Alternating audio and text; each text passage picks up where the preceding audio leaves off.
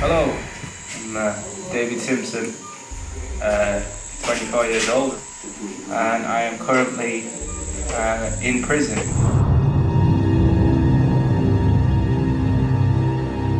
In March 2011, a young British pilot was arrested in Africa.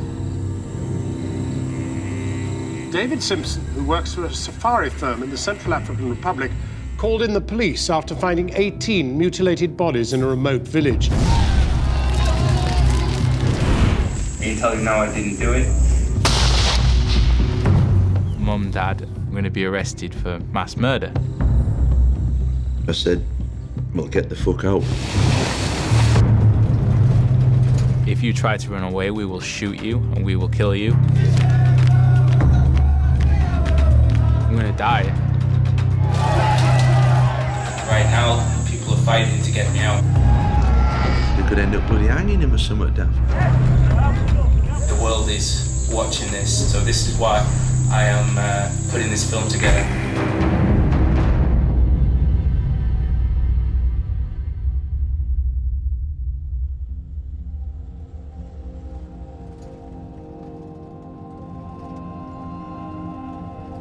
March the 22nd, 2011. David Simpson was working for a safari company in the Central African Republic. He was 6 kilometers north of an illegal mine on the Ginginza River when he heard news of a horrific discovery. The description was 5 people laid on the floor.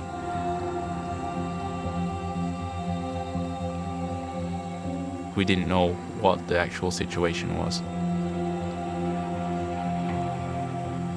I'm closer than anyone. I should go and check it out and see what the situation is. There was a lot of different thoughts going through my head. We walked into the gold mine. And I'm a little scared.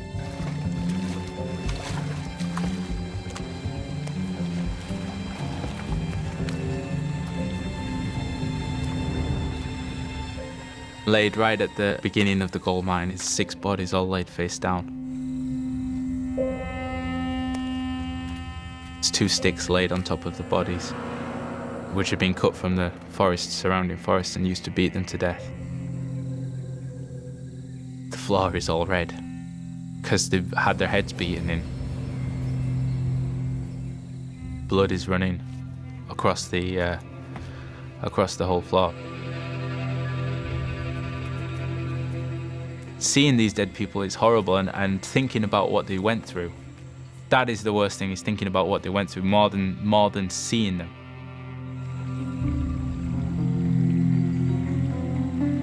It felt in a way that I just walked onto it and whoever had done this just walked off. Someone could have been watching us. I quickly grabbed hold of myself because I had a team there. So I had to be the leader. I was in Africa for a bit of an adventure. Yeah, I was thinking, this is bad. This isn't good.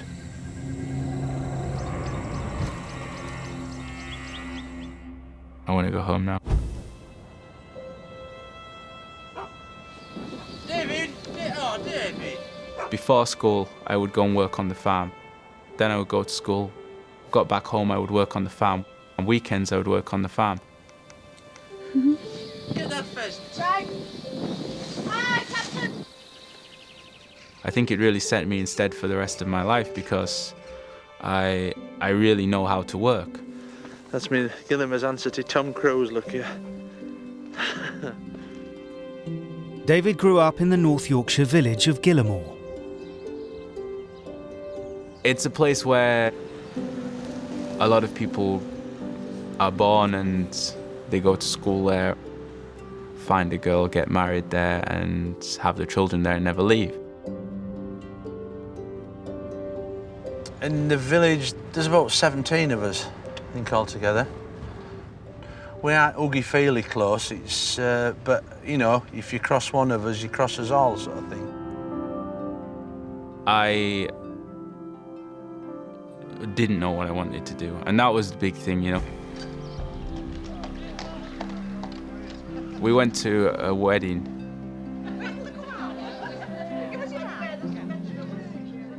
And my dad was pointing out the gravestones. And there's your great uncle. Da-da-da. I just thought, I don't want to be another one in this graveyard. I always wanted some adventure. I don't want to be another Simpson that's never been anywhere.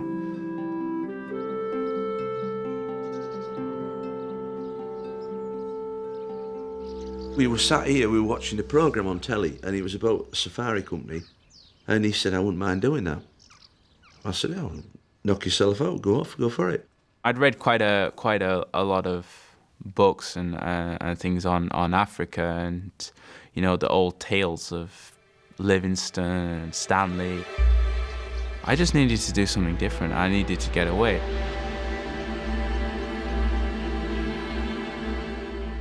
If you're looking at the African map and put your finger right in what you think is the middle, that's where you'll be.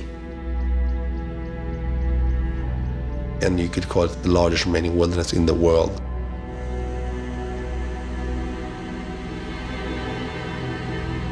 Erik Mararv runs a 20 million hectare safari concession in the remote northeast of the Central African Republic.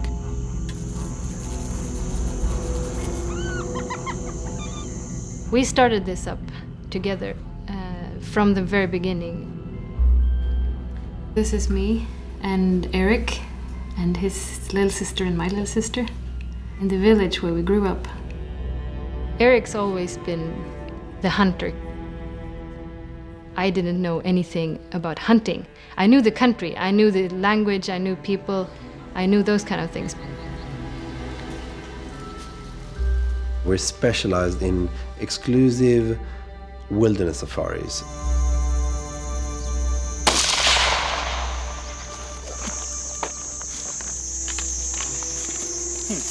Yeah, it's a female. These are really exclusive animals, species, which you don't find anywhere else. Since they set up in 2007, international big game hunters have come here to turn some of the most rare and beautiful animals in the world into trophies.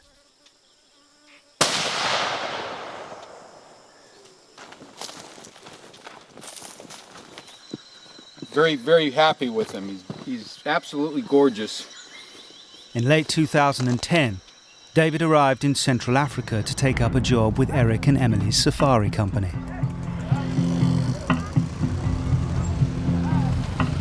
It was a bit mind-blowing initially. I just rode around, I was looking out the window the whole time. Eyes wide open. Since gaining independence from France in 1960, Central Africa has endured decades of unrest. Armed rebel groups roam throughout the country. It is dangerous, it is AK-47s, it is starving children, it is lions trying to eat you alive, it is people trying to shoot you everywhere. Everything around Central African hunting and working is tough. To be honest, the thing that scared me the most, it wasn't the scary animals, the scary people, it was, would I be capable, would I be good enough of this, and what would I do if I wasn't?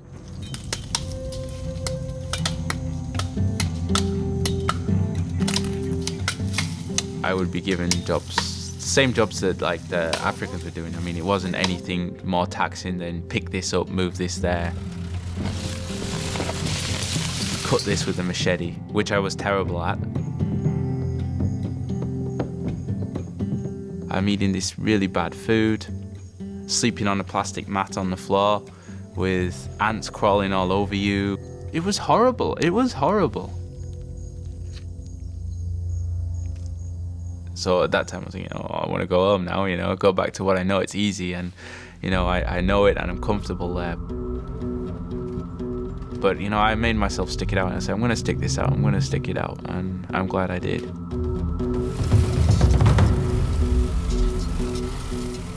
Erik really tested me. He showed me on the map, I think this area's got a lot of animals in it.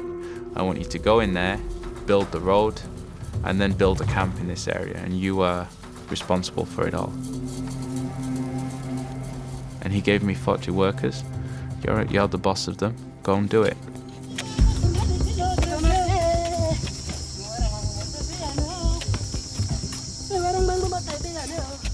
strange being the only white face around and things like that. That is a strange thing. But I don't know. I didn't really.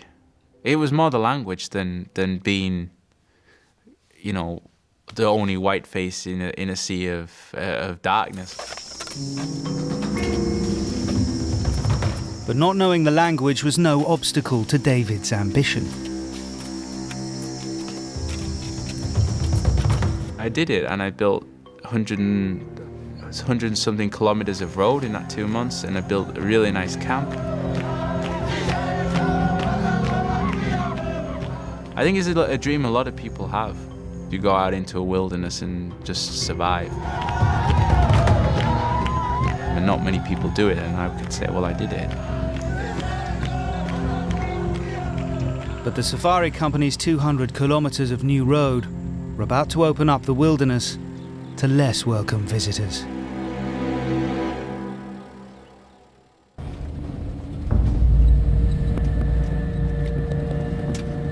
David Simpson was halfway through his first season in Central Africa. He was cutting a new road when he discovered the safari company were not the only people working in the jungle.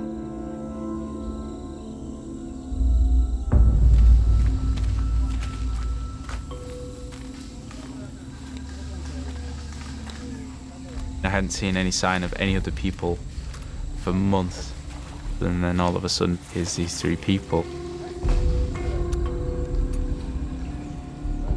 That was a bit of a shock, I have to say. I mean, I didn't know what they were doing. It took me a little bit to work out what they were there digging holes for.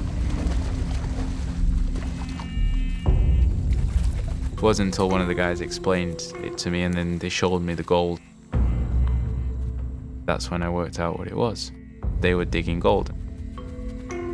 The men were from the village of Bakuma and were illegally prospecting on the safari company land. They knew they shouldn't be there. They knew it was illegal. They're very nervous. They don't know what I'm going to do. It wasn't really a problem. It was just 3 people. I gave them 2 options. I said they leave and they never come back, or they come and work for me.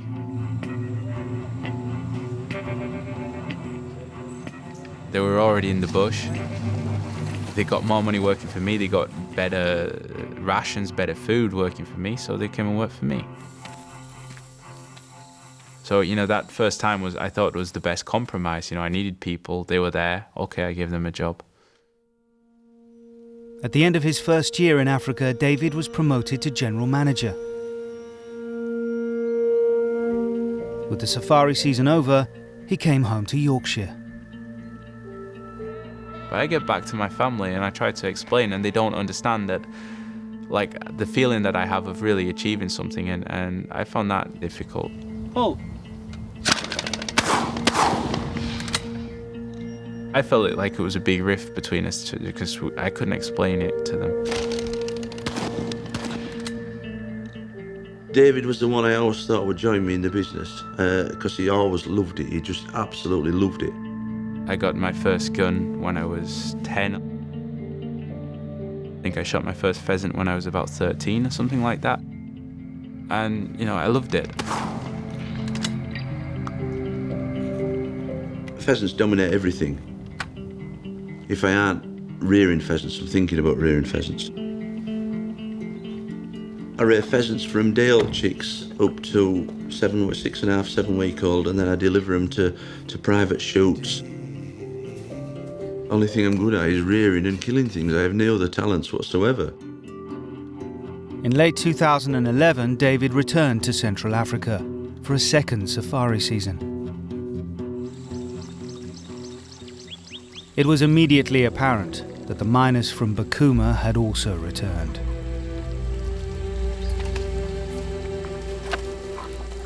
It was even more than when we were there in December. The choices of employment are either you work for the safari company. If you don't work for the safari company, then you're either a poacher or you dig gold. There's always a financer behind these mines. Somebody with a little bit of money. I mean, the equipment is very basic, unbelievably basic, but they can't afford that. You know, a normal person can't afford that. Someone had sent them to prospect. I think that's what it was. Hey! I wanted to get rid of these guys and do it without a conflict.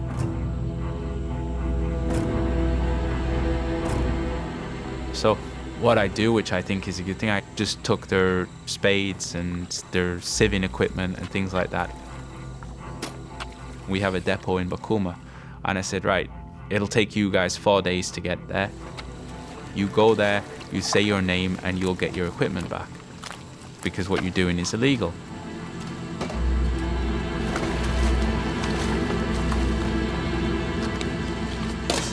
I think that caused a little bit of bad feeling. But at that point, I was very hopeful that, you know, maybe this time something has worked.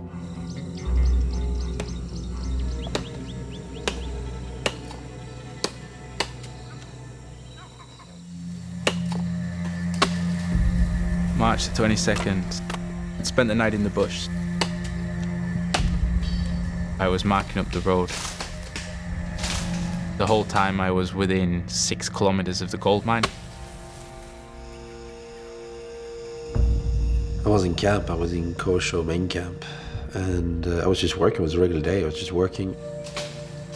About 3 o'clock in the afternoon, I got a phone call from Erik, and he says, Sinclair, who is the camp manager of Bonga, has found 5 bodies at the gold mine. There are people telling me there are dead people there, but I don't believe this. But go there, at least tell me what it is and what they've seen, and so that I get to really know what has really happened there. So what I said to Erik is, well, I'll go there and check it out. And I couldn't really think what would happen.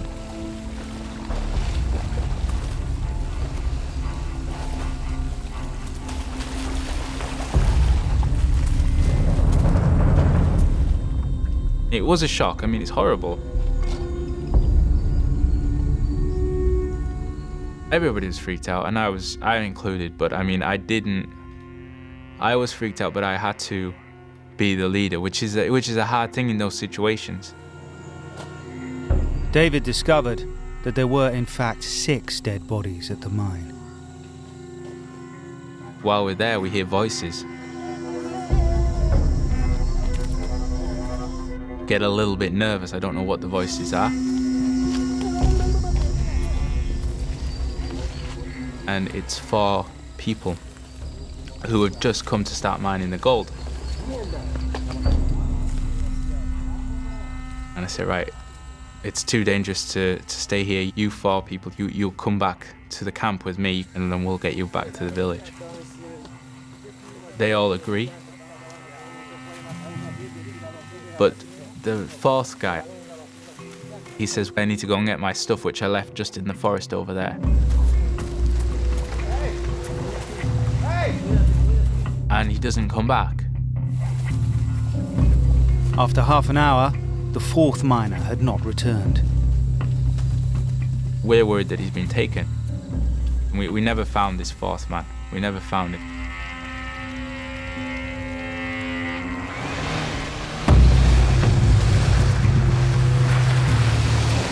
Erik reported the discovery of the bodies to the police in Bakuma and arranged to meet with David and the Central African military at the scene of the massacre.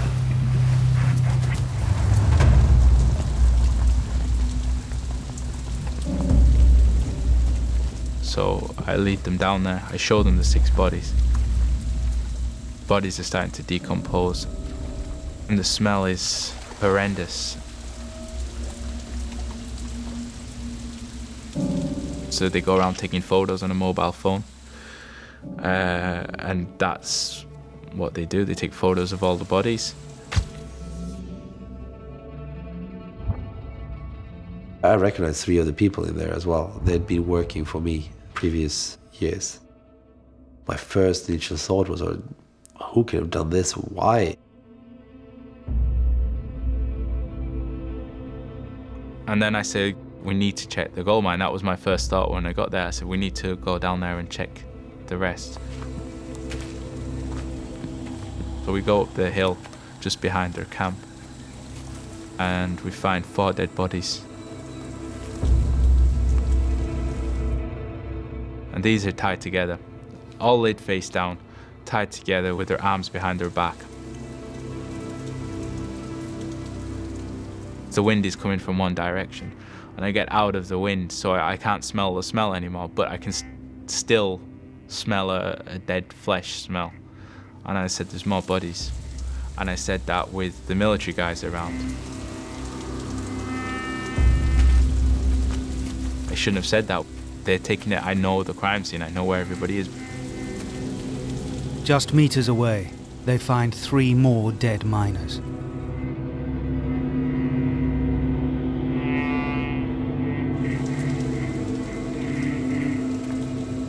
And then the military commander says, it's too dangerous to be here, we need to leave.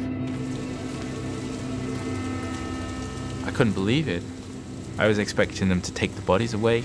I was expecting them to identify the bodies. I was expecting them to do a proper search of the site. I was expecting more. After just 30 minutes, the authorities leave the murder scene.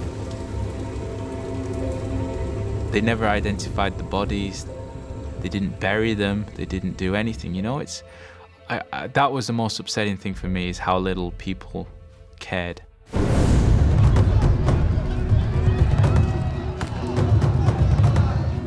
In Bokuma, news of the massacre sparked a violent reaction. Within hours, the villagers' grief turned to rage. The target of their anger, the safari company and its depot.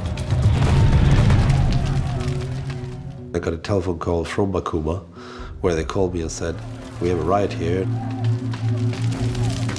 Tearing down everything we had there and looting everything. And at this stage, David is flying towards Bokuma.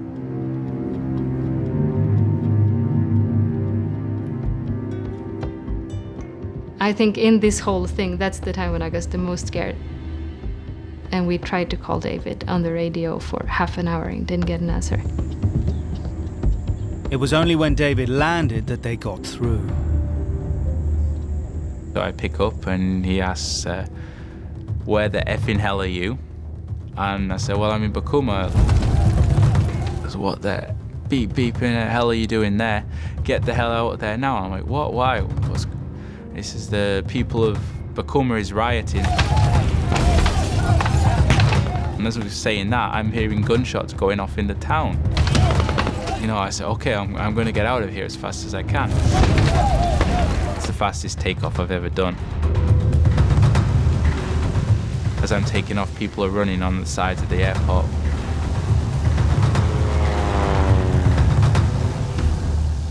I don't know whether they would have killed me or just beaten me to death.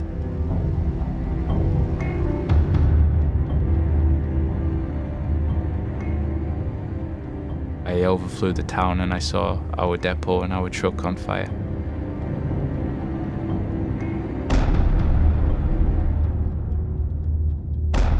I'd worked in Bokuma for nearly 2 years.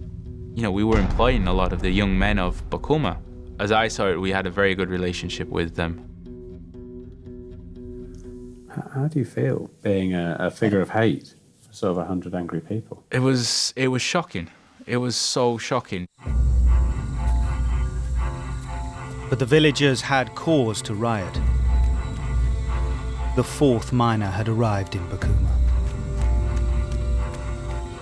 He arrived back in the middle of the night, exhausted, and telling everybody, I saw David Simpson stood over the bodies, beating them to death.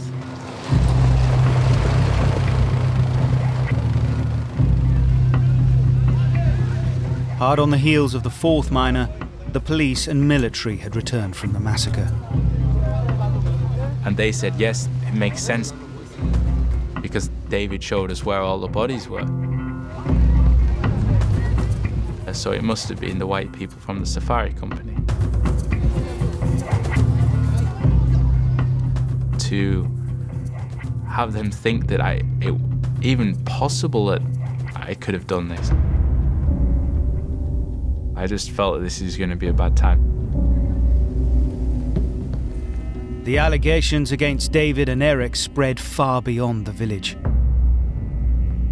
Central African Republic Radio had already named them as suspects in the massacre of the miners.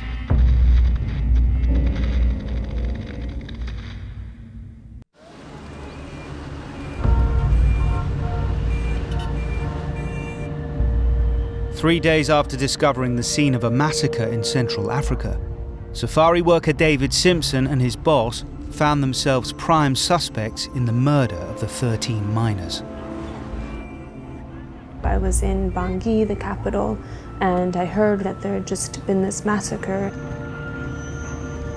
Ida Sawyer was researching human rights abuses in the Central African Republic.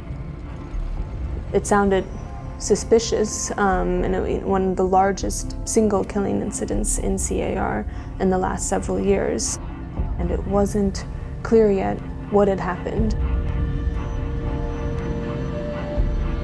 Determined to investigate the killings, Ida travelled to Bakuma with a Central African military escort. It was still fairly tense. There were lots and lots of rumors. Everyone had heard about it. The initial suspicion was that the white men had just carried out the massacre.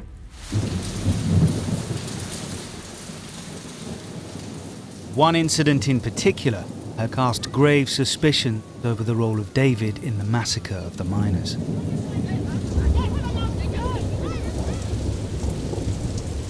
We tried various things to get rid of the miners. They kept returning. I managed to get hold of some plastic skulls, which were actually should have been used in a fish tank. They were half-sized, tiny skulls.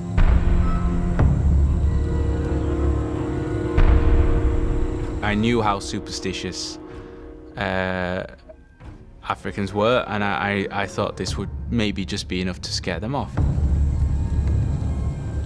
It was a desperate attempt to try to stop this influx of these gold miners. We said, we've just done a white man's magic, and this has made all the gold disappear in this gold mine. Who came up with the idea of using magic? It was my idea. Probably not a good idea, but it was my idea.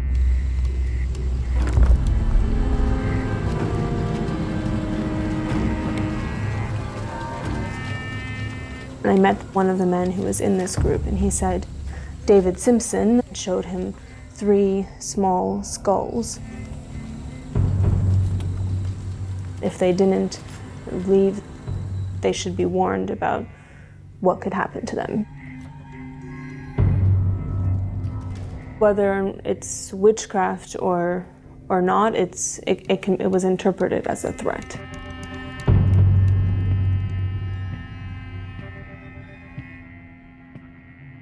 A lot of people said, look, there was a warning, and now they've carried out a massacre.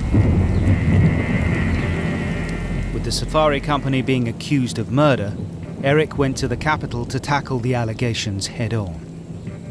My idea was evidently to go down and really sort of start to explain things. Well, he was arrested, so that didn't go well. With Erik in jail, David was now summoned to the capital for urgent questioning. They were asking for me, all these 10 days, they were asking for me they wanted me to come in.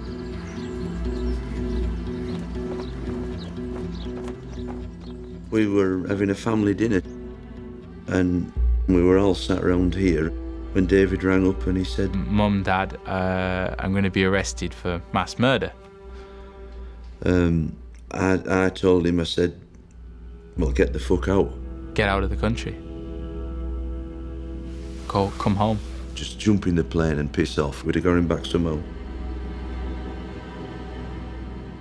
Erik gave me a chance to do what I wanted to do in Africa, and then to to leave him to that would have been, I don't think I could have lived with myself after that. In one way, I respect him. In another way, I think he's a dickhead. But it would have made me feel a lot better if he'd just come home. We were being accused of mass murder, and then I run away, I leave the country, and I leave Erik there to take the rap for it. That would have really not worked, would it?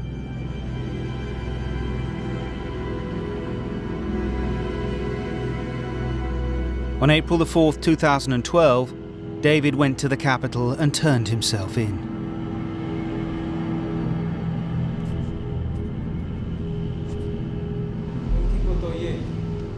I was taken into a room with two guys, one young guy and one older guy. I was playing solitaire the whole time on the computer. When I was questioned, and I was asked, did you do that? Did you, because the way they phrased it, did you kill 13 people? Everybody says you killed 13 people, so did you do it? I mean, it's just so ludicrous, you know, I laughed. A lot of people have said that my humor that I see in this situation is inappropriate, but it's my situation, and if I find it funny, then I think that's okay, isn't it? After a 6-hour interrogation, David was taken to the same holding cell as Erik. To be honest, I was thinking a few days, till everything got cleared up. Well, tomorrow makes it to 3 days, 3 days makes it into 4 days. So once it got past the 2 weeks mark, I was thinking, this is bad. This isn't good. David and Erik were held without charge for over a month and a half. Then a government official came to them with a remarkable offer.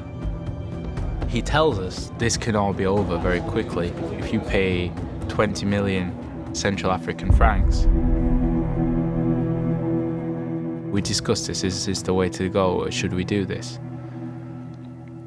One, we don't have any money, and two, even if we only have a cent, we would not give it to you.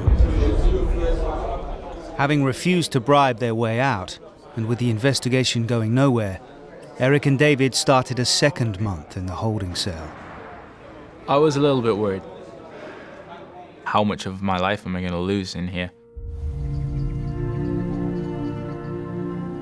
The family of a British pilot who's spent more than 6 weeks in an African jail have accused the Foreign Office of doing too little to help him. David Simpson, who works for a safari firm in the Central African Republic, called in the police. They've lost track of days, really. I thought that he would probably be held, but I thought it would all be sorted in a couple of weeks. Everybody did. This bloke at Foreign Office was on and he was saying, "Oh, I understand your pain, Mr. Simpson."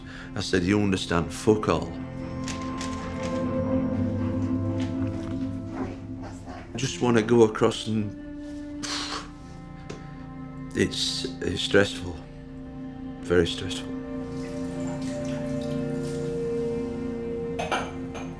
Don't speak the language. So it was the best thing that we could do was be here and just wait for him to come home.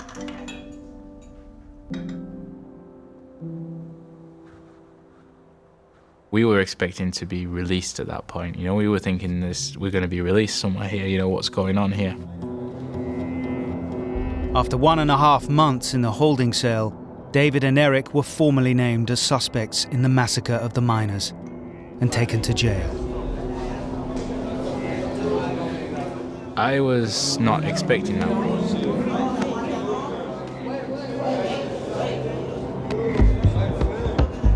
It was threatening. People knew who we were and knew what we were there for, and they thought we did it. Guards knocked us around. We are taken to the commanders of the prisons office. And he says, "You are very bad people. I know what you've done, I've read what you've done. You are very, very evil. If you try to run away, we will shoot you and we will kill you." A few people have hated me in the past, but never so intense and so many.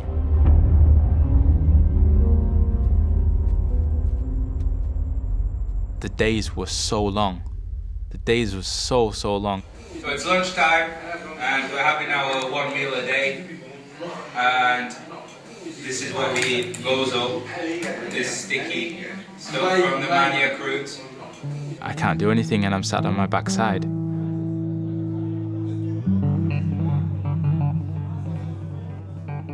I was so mad and so angry. Then I started to struggle to cope with the situation.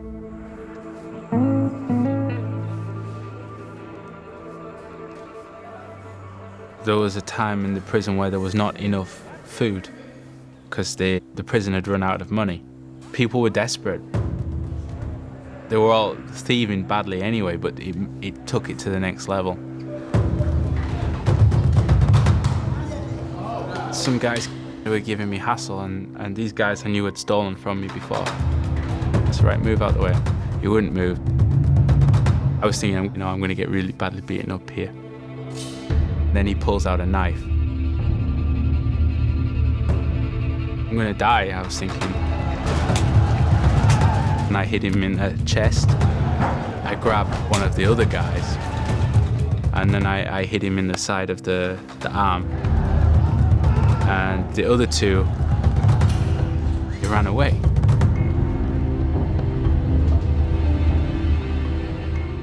I could have been in trouble there. I was lucky. I was lucky. As David and Erik began a 4th month in prison, the truth about the massacre was about to emerge.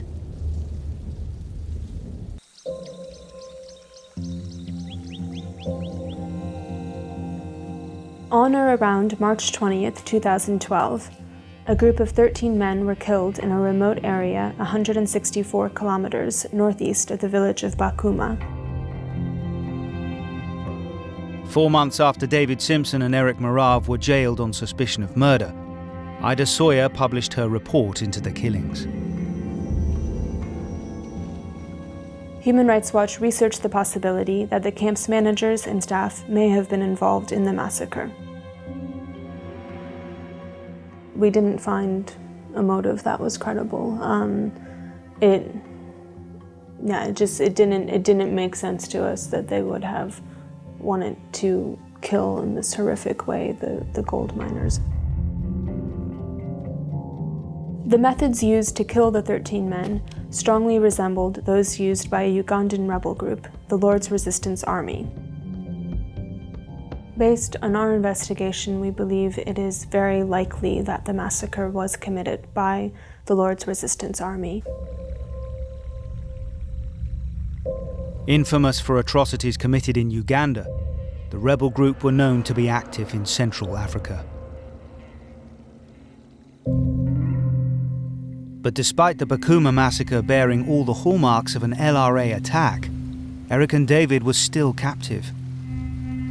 No real evidence. There was a lot of people saying that you did it, but there was no evidence. There's just rumors, and they can live on rumors as long as you don't take it to court. Because when you take it to court, you're gonna have to prove evidence. This was the hardest time of my entire life. It was about 1 o'clock in the afternoon. The guy runs up to my cell and he says, "Oh, there's a riot going on outside." And I hear a lot of commotion outside. Then I see like all the prisoners have got out and then people are starting to come in.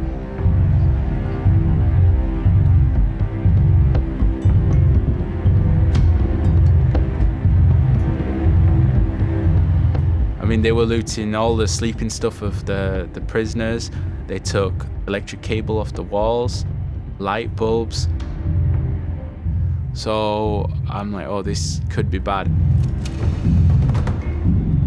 They're like, give me the bedding, give me this, and okay, well, and they had machetes, take it. There's a woman that grabs me initially, and I tried to pull away from her, and she swings at me. And she caught me right on the chin end, and it swung me to my knee. It dropped me to my knees. How can I be in like the space of a few months, be in 2 riots, like a knife, attacked with a knife, you know, find a massacre site. What has just happened to me?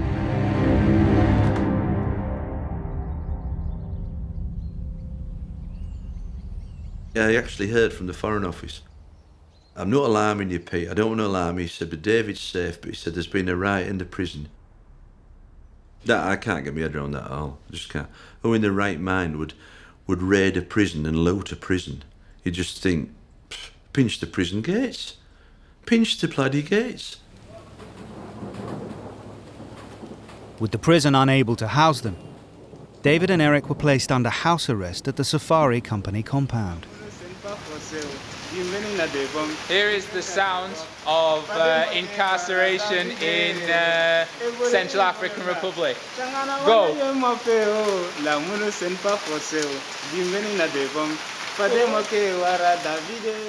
No, it felt great. It felt great. Proper hot shower was amazing. And then we had pizza and wine, and I thought I was in heaven. But while the investigation continued, Erik and David were still suspects. The judge gets back and he tells us there is no evidence. Now it's just a matter of doing the paperwork. But then the judge is ill. And he's ill for a month. Fucking Central Africa. God, it makes you so... just gets you pissed off sometimes. We're told we're innocent, we're told we're going to be cleared, but it just didn't happen.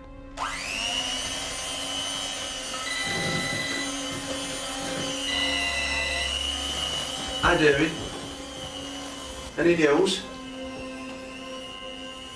No news. They haven't got off the charges. So, you've not heard anything at all? He's still a suspect. And if they could get him back in prison, they probably would. We want you home, David. We aren't bothered about that. You're just waiting. And that's harder than it was before. So, will you promise to ring us as soon as you hear something?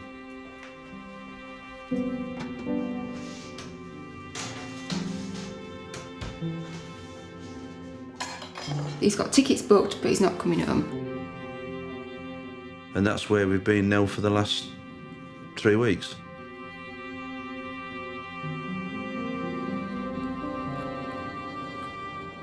Look what I just got. Hallelujah. Hallelujah. Mercy and Zappa. Mercy and Zappa. It's great. I have my passport with a visa, with a proper visa. Everything is good. I am getting on the aeroplane and I am leaving. After 5.5 months as a murder suspect, David Simpson was coming home. Was it last night? I wasn't on last night. It's very older than you had. I can't remember. Did you get the key? All the days blurred.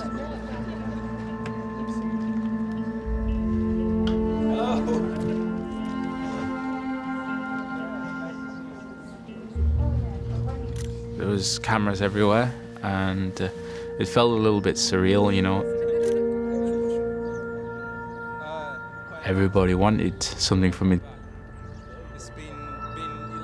I just wanted to get on with life. Give your mum a hug. We don't hug. We don't hug normally. Lose your hair out your eyes, darling. Okay, that was the weirdest thing I've ever done. It's like I'm sort of an outsider coming back to our culture. That was a strange thing because I never had that perspective before. It's a very strange thing to have a new perspective on something that's you've known your whole life.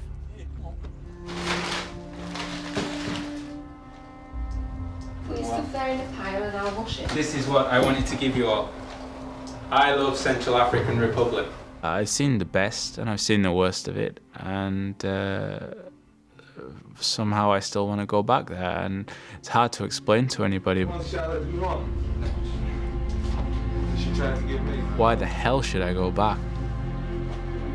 If you think about it logically, it looks totally crazy. but I love doing what I'm doing. I love the country. I'm going back in a month. Sorry, Mum. Oh, very decent of you, son. Yeah, great. Anyway. Yeah, really impressed, yeah. I've seen people giving up on Africa, and everybody gives up on it, especially Central Africa. But I don't want to be another person that gives up.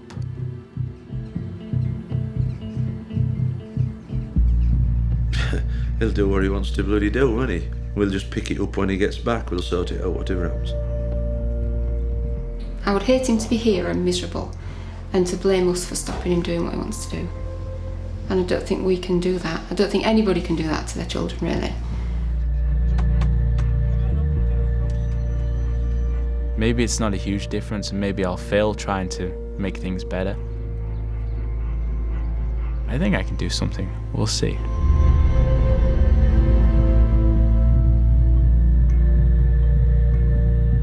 In November 2012, David Simpson returned to the Central African Republic. He continues to work for the safari company. To date, no one has been brought to justice for the massacre of the 13 miners from Bukuma.